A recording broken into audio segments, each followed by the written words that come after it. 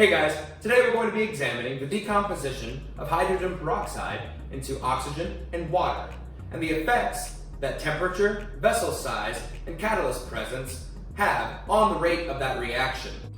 Collision theory states that for any reaction to occur, reacting particles must collide with one another, creating enough energy to overcome and break the bonds holding together molecules, allowing for creation of products. Therefore, 5 factors can affect the rate at which a reaction occurs. First, your temperature. Increasing temperature increases particle movement, allowing for more chances of particle collision. You increase your temperature, you increase your rate of reaction. Second, your size of your container. A larger container provides more space for particles to move about without colliding into another. Therefore, decreasing the size of your container actually increases your rate of reaction.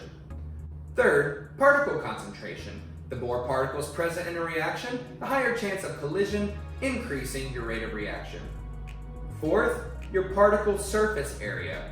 Smaller surface area is going to lessen the chances of collision with another particle. Therefore, you increase the surface area of your particles, you're increasing your rate of reaction. Lastly, catalysts. Catalysts are substances added to a reaction that speed up the reaction without actually changing the chemical composition itself.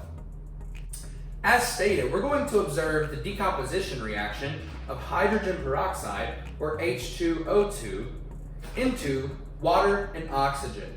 This is the balanced equation here. A decomposition reaction is one in which a compound overcomes the forces holding it together and decomposes into smaller compounds or simpler compounds like water, or elemental components like oxygen. The oxygen-oxygen bonds in hydrogen peroxide are highly unstable and readily broken. Something as simple as UV light or sunlight decomposes hydrogen peroxide at a rapid rate, creating the oxygen in the water. That's why it makes such a great item for us to observe today. We're going to observe it in 5 different conditions. First, room temperature decomposition reaction of hydrogen peroxide. Second, we're going to increase the temperature by placing the reaction in a warm bath. Third, we're going to introduce a catalyst, yeast. Fourth, another catalyst, a white russet potato. And fifth, we're going to increase the container size of the reaction. Each of these will be done individually and timed so that later we can compare them to one another and observe the effects of temperature, catalyst, and container size on our reaction. We're also going to be placing a balloon over each of the openings of the bottles to capture the oxygen that escapes from the decomposition reaction. To demonstrate that we have in fact caught oxygen, we're going to attempt to prolong the life of a flame of a candle in a closed environment under the glass.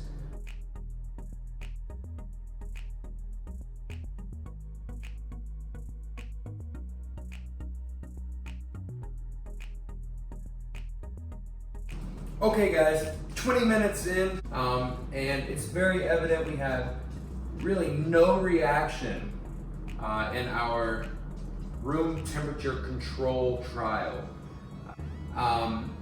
If you look very carefully, there is a very minute amount of oxygen in our heated condition.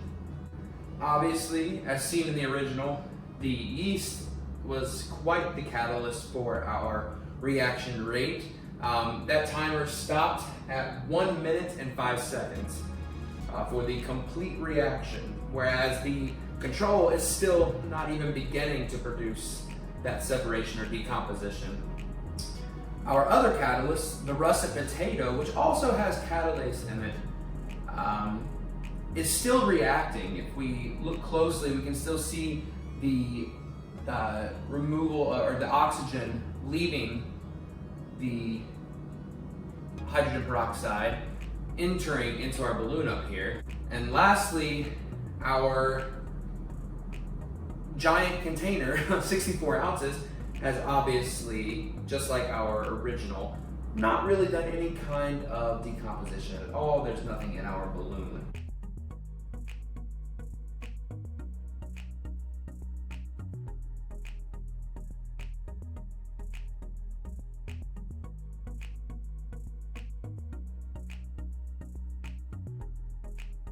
As you can see, the flame begins to dwindle in a closed environment due to the lack of oxygen. Soon the flame uses all of the oxygen under the glass and it extinguishes itself.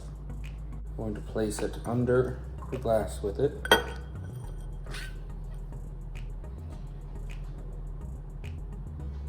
And hopefully prolong the life of that candle.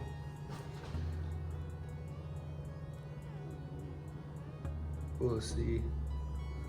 With extra oxygen, it flares up a bit.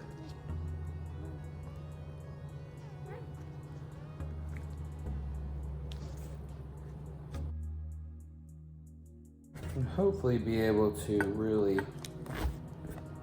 help this candle stay alive for a while. Also note the candle or the flame gets brighter. Be careful not to overload the flame because direct oxygen is flammable and can easily cause a large flash and cause you to get burnt or injured, and we definitely don't want that. Ooh, see? Whew, that was a lot of fun. So we see that our control did not really give us much of a decomposition reaction at eye's view at this moment. I looked it up and it apparently takes anywhere from a week to a month for hydrogen peroxide to actually decompose as it is. Now, the increased heat did not produce much of a reaction. However, we did see a very minor increase in rate to the point where we did see a bit of oxygen begin to accumulate in our balloon, and a little bit of condensation to show that the reaction was occurring. With the two catalysts, our yeast, wow, what a reaction. An increase in reaction rate was massive. It was nearly a minute, less than a minute and a half that it completely decomposed into water and oxygen and provided us quite a bit of oxygen to fuel that fire. Then our potatoes, still slightly decomposing now, a little less rapid than our yeast. However, it did increase that rate of reaction quite rapidly as well. Lastly, our larger container obviously would be slower than our control based on the 5 factors that we went over. So we did not see any kind of decomposition reaction in that container. Particles have to collide to create a reaction and break those bonds and create products in that reaction.